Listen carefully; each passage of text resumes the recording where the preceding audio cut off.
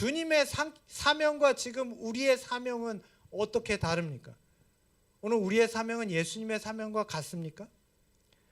오늘 주님께서 말씀하시기를 우리의 삶의 분명한 사명이 무엇인지를 예수님의 사명을 통해서 말씀하고 계세요. 오늘날의 많은 그리스도인들의 삶이 여전히 먹고 마시는 것에 기울어져 있습니다. 우리는 이 문제의 해결을 우리 신앙의 해결로 생각합니다.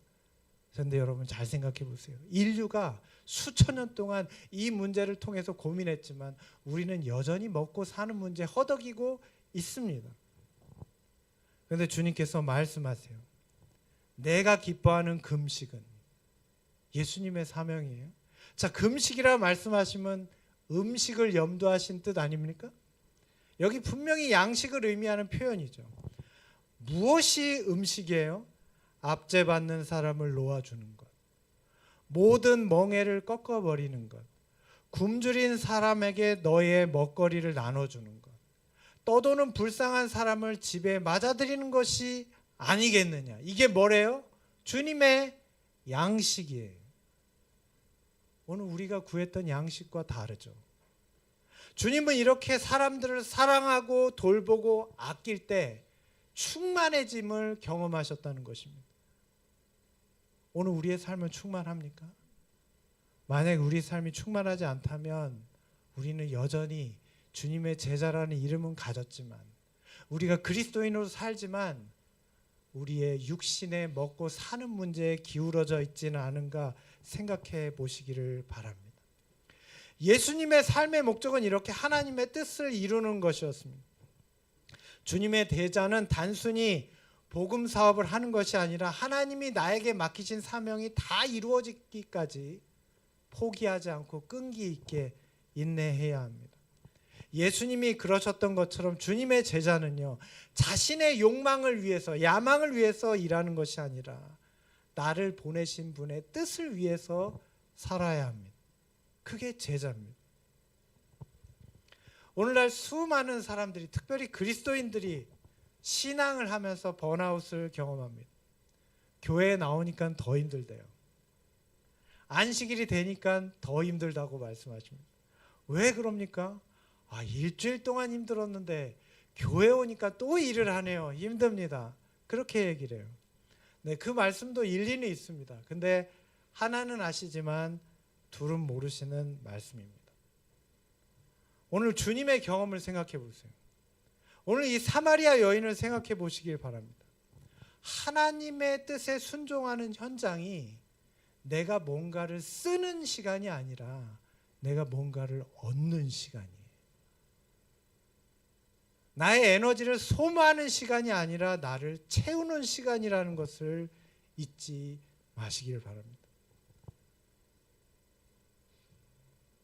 오늘 우리의 제자훈련의 과정은요, 숫자나 크기에 비례하는 것이 아닙니다.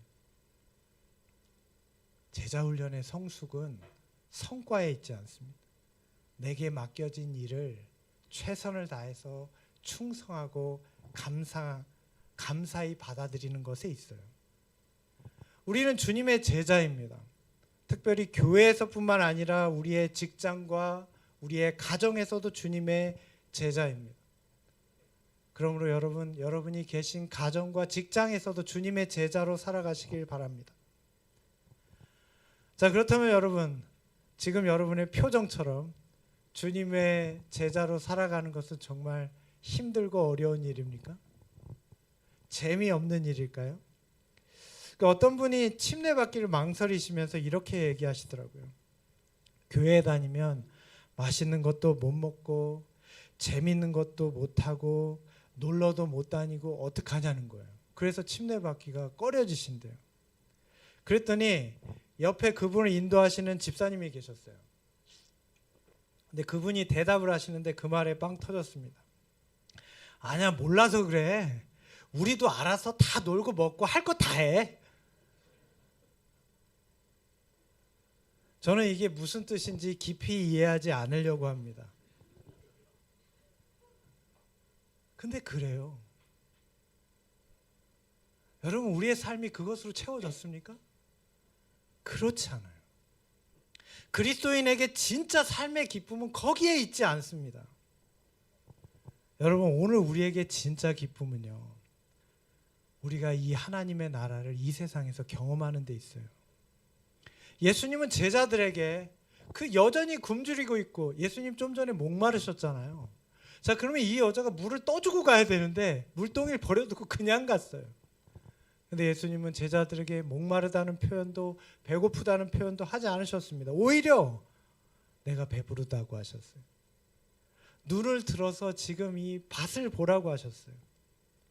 추수하게 된 수많은 알곡들을 보라고 말씀하는 것입니다. 오늘 그리스도인 신앙의 기쁨은 여기에 있습니다. 오늘 우리가 지금까지 경험하지 못했던 혹은 잊어버렸던 어떤 것에 있어요. 오늘 그리스도인 삶의 기쁨은요, 영혼에 추수하는 현장에 있어요.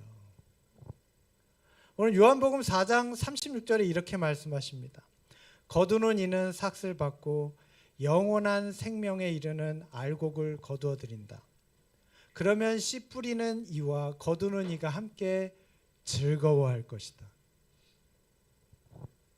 여기 삭시란 말이 있습니다. 이 삭은 상이란 말과 비슷한 뜻입니다. 여러분, 우리는 상 받는 걸 참 좋아하죠. 우리 지난주에 교회 리더 세미나에서 레크리에이션 시간에 집사님들과 한 게임이었습니다. 내 이웃을 사랑하십니까? 근데 매 게임마다 상이 있었어요. 그랬더니 지금 집사님들 상 받으시려고 의자 안 뺏기려고 지금 하시는 거예요. 그리고 이어서 여기 보면 이용경 장로님 모습입니다. 상 받기 위해서 입을 얼마나 크게 벌리시는지. 근데 입 벌리라고 한 박성현 목사님 입이 더 크죠.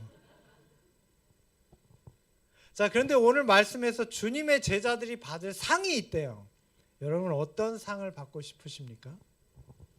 오늘 성경의 이 상은요, 우리에게 이미 주어졌다고 말씀하십니다. 여러분, 우리가 어느 때에 상을 받기 위해서 지금 예비하고 준비하는 게 아닙니다. 그리스도인 삶은요, 이미 받은 상이 있어요. 우리는 그 상을 매번 경험합니다. 당신은 농사를 짓는 세상이었습니다. 그러니까 이 보상을 경험하려면 시간이 필요해요. 얼마나 기다려야 될까요? 농사 짓는 사람들에게 보상은 얼마나 걸립니까? 최소한 1년이라는 기간이 필요하죠. 한참을 기다려야 보상을 얻을 수 있었습니다. 그런데 주님께서는 그들에게 지금 너희가 이미 상을 받았다는 거예요. 왜냐하면 지금 이 파종과 추수가 이루어지는 현장이 들판이 아니라 복음의 현장이기 때문에 그래요. 우리가 진짜 행복과 기쁨을 경험하는 시간은 물질적인 무엇이 채워졌을 때가 아닙니다. 영혼의 추수의 현장에서 우리는 이 기쁨을 경험합니다. 복음의 현장에서 놀라운 상급이 있어요. 그런데 우리는 그 기쁨을 모르기 때문에 우리의 삶의 진정한 채워짐보다는 신앙을 하면서도 번아웃을 경험하는 것입니다.